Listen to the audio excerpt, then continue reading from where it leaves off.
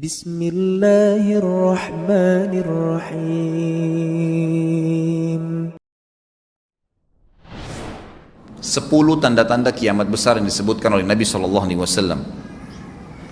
Kata beliau, amblasnya bumi di belahan timur yang pertama, terjadi gempa besar.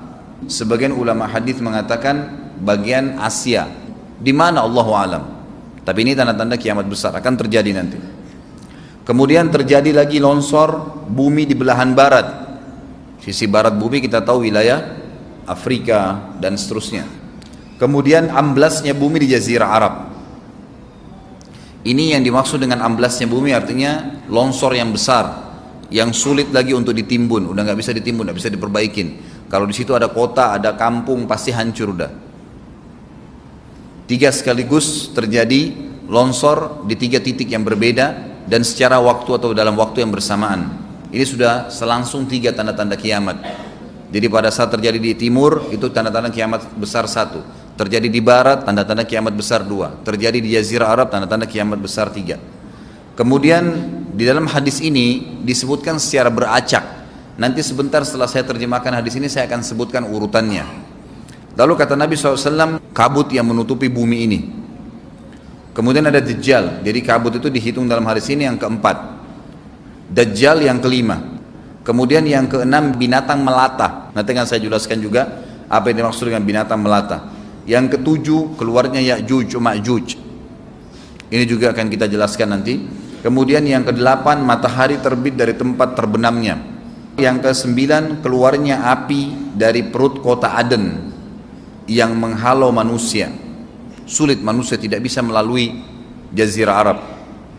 Kemudian yang ke-10 turunnya Isa putra Maryam. Turunnya Isa putra Maryam.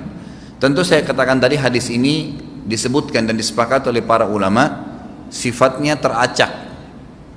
Karena cukup banyak dalil-dalil yang lain yang mengurut kejadian ini. Urutan yang pertama dari 10 ini adalah keluarnya Dajjal. Ini urutan pertama.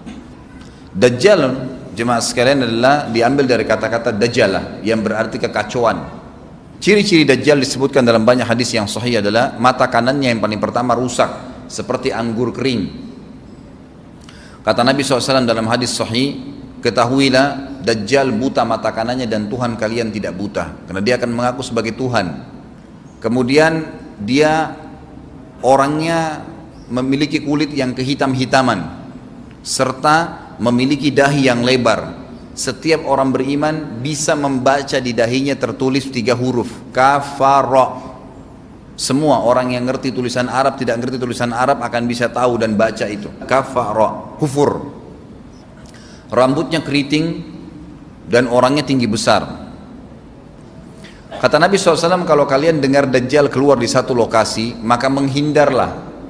Walaupun kalian harus lari ke gunung, dia akan keluar membuat kerusakan selama 40 hari. Kata Nabi SAW, 40 hari itu sehari seperti setahun, sehari lagi yang kedua seperti sebulan, hari yang ketiga seperti sepekan, dan sisa harinya seperti hari kalian. Dia akan keliling muka bumi semuanya, dan kata Nabi SAW, seluruh bumi ini akan dimasuki oleh Dajjal. Tidak tertinggal satu lorong, gang, jangankan kota atau desa, kecuali Dajjal akan masuk ke dalamnya, kecuali Madinah dan Mekah.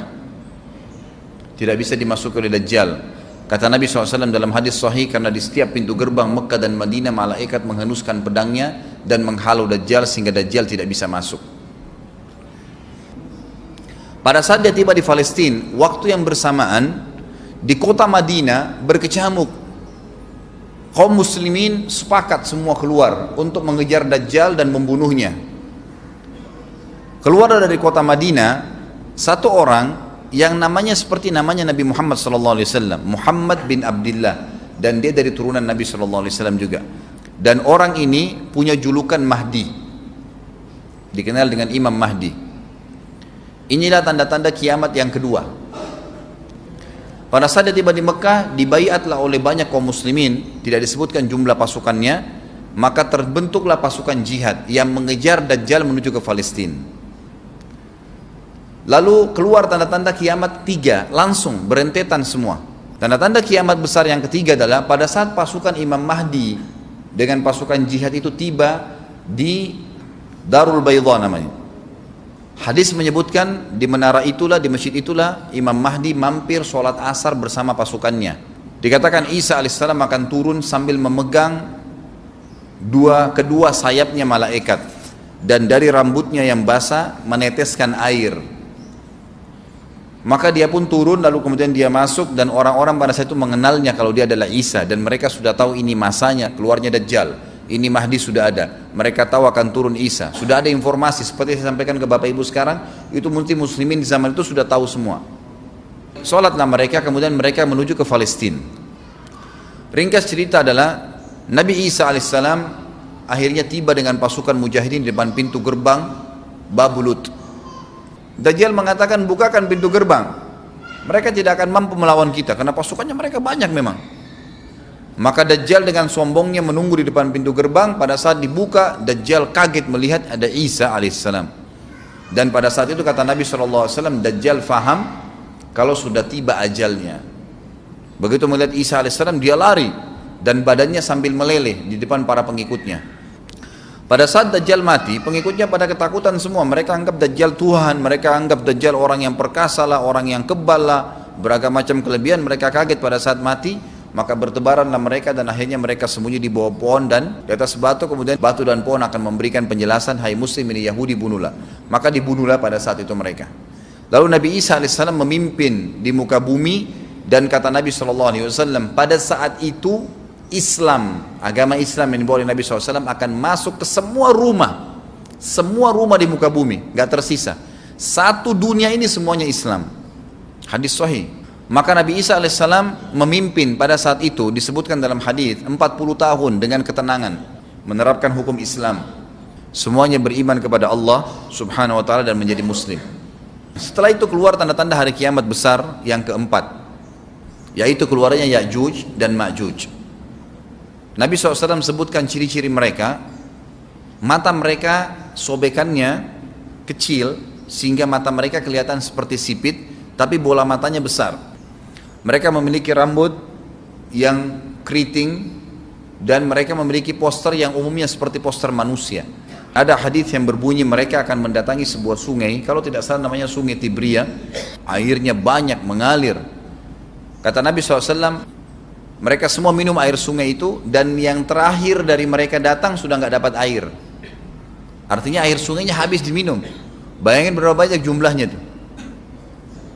Pada saat itu Nabi SAW mengatakan, Allah berfirman kepada Isa, berkata, wahai Isa, aku akan mengeluarkan hamba-hambaku yang tidak ada seorang pun dari kalian bisa mengalahkannya, termasuk Isa alaihissalam, nggak bisa mengalahkan. Maka selamatkanlah dirimu bersama dengan pengikut-pengikutmu ke Gunung Tur namanya. Jadi memang Ya'juj ini ciri khasnya, kata Nabi SAW, mereka memakan apa saja. Jadi bukan seperti manusia normalnya. Mereka membunuh semua yang bukan seperti mereka. Sampai-sampai kata Nabi SAW tidak ada yang bisa mengalahkan mereka dan jumlah mereka sangat banyak. Salah seorang di antara mereka tahu dia akan mati kalau sudah punya 1000 anak.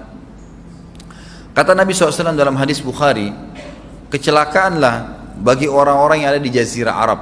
Kemungkinan besar makna ini adalah tempat mereka dekat dengan Jazirah Arab. Kata Nabi SAW, kecelakaan bagi orang-orang yang Jazirah Arab karena telah terbuka dari lubangnya Ya'juj Ma'juj sebesar ini. Udah kasih isyarat dengan jari ibu jari sama jari tengahnya. Artinya mereka sudah bisa melihat keluar. Pada saat mereka keluar, maka mereka akan mulai membuat kerusakan. Kata Nabi SAW di dalam hadis sahih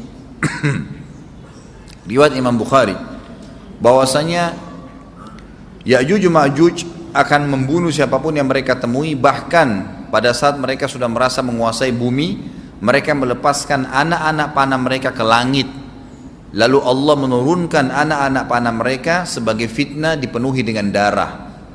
Maka mereka berkata, kami telah membunuh semua yang ada di bumi dan semua yang ada di langit.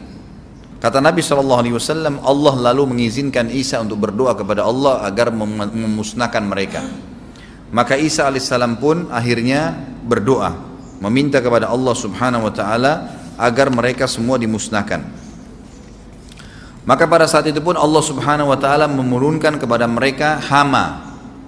Sebagian hadis menyebutkan serangga kecil seperti cacing, banyak sekali yang menimpa tubuh-tubuh mereka. Setiap orang satu, dan itu membuat mereka mati. Kemudian setelah itu Isa alaihissalam memimpin lagi di muka bumi sampai beliau meninggal. Setelah Isa alaihissalam meninggal, kembali lagi sebagian besar manusia berbuat kekufuran. Maka Allah subhanahu wa ta'ala keluarkan tanda-tanda kiamat besar yang kelima. Yang kelima ini adalah keluarnya hewan atau binatang melata. Binatang melata ini disebutkan dalam hadis yang sahih riwayat Bukhari, bahwasanya Allah SWT akan keluarkan, tapi tidak disebutkan dari bumi mana dia keluar. Dia akan keluar hewan melata yang bisa berbicara seperti manusia dan badannya dipenuhi dengan bulu. Allahu a'lam bagaimana. Kemudian dia datangi orang-orang yang kufur tersebut dan menasihatin dan mengingatkan mereka.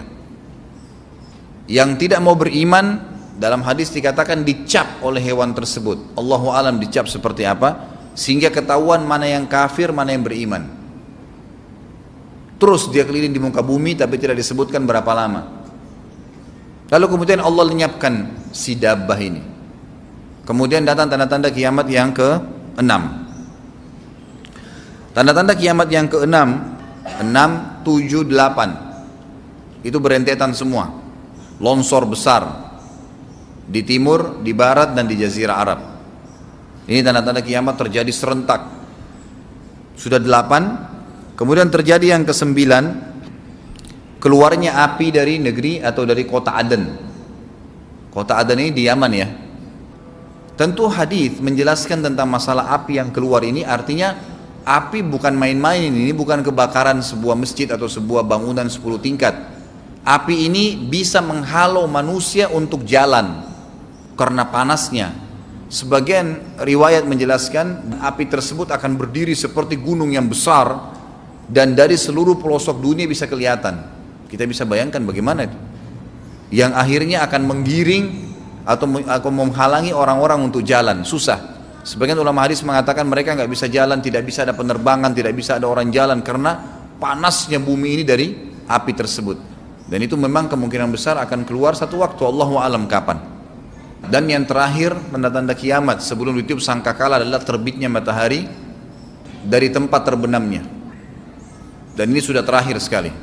Makanya kata Nabi SAW, taubat akan diterima sebelum matahari terbit dari tempat terbenamnya.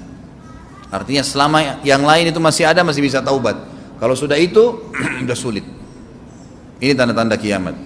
Sebagian ulama memasukkan tanda-tanda hari kiamat kecil, ada yang masukkan tanda-tanda kiamat besar. Ada dua hal. Yang pertama itu adalah keluarnya Dzu Suwakatain. Ada orang dari negeri Habasyah dikenal dengan Dzu Suwaka. Dzu Suwaka ini sak artinya betis. Diberikan julukan Dzu Suwaka karena betisnya sangat kecil. Orang ini Bapak Ibu sekalian, kata Nabi SAW, akan menghancurkan Ka'bah.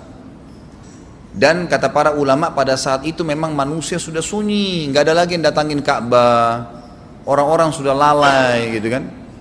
Keluarlah orang ini. Makanya sebagian ulama masukkan dia tanda-tanda kiamat sebelum terbitnya matahari dari tempat terbenam. Ditambahkan ini yang ke-11 gitu, atau ini yang ke-10, terbitnya nanti kiamat yang ke-11. Kata Nabi SAW, dia akan mencabut batu-batu Ka'bah satu persatu sampai rata dengan tanah. Dan saya sedang dilihatkan oleh Allah sekarang bagaimana pada saat dia mencabut batu itu. Hadis sahih riwayat Bukhari Muslim. Yang terakhir, yang kedua, yang berhubungan juga dengan tanda-tanda kiamat, ada yang memasukkan kiamat kecil, tapi ini lebih dekat dengan kiamat besar. Orang yang terakhir meninggal itu adalah orang dari asli suku Madinah yang sedang mengembala kambing. Kata Nabi SAW, orang yang terakhir meninggal dari kalian kalangan manusia, semua orang sudah mati, tinggal dia sendiri, tapi dia nggak tahu. Dia lagi mengembala kambing. Kemudian dia masuk dengan gembalanya ke kota Madinah, ditemukan semuanya tidak ada kehidupan, nggak ada orang, nggak ada binatang, nggak ada apa-apa, tinggal dia sendiri. Pada saat dia meletakkan telapak kakinya di kota Madinah, maka pada saat itu dia meninggal. Dan inilah manusia terakhir meninggal sebelum ditiup sangkakala terakhir. Allahu a'lam.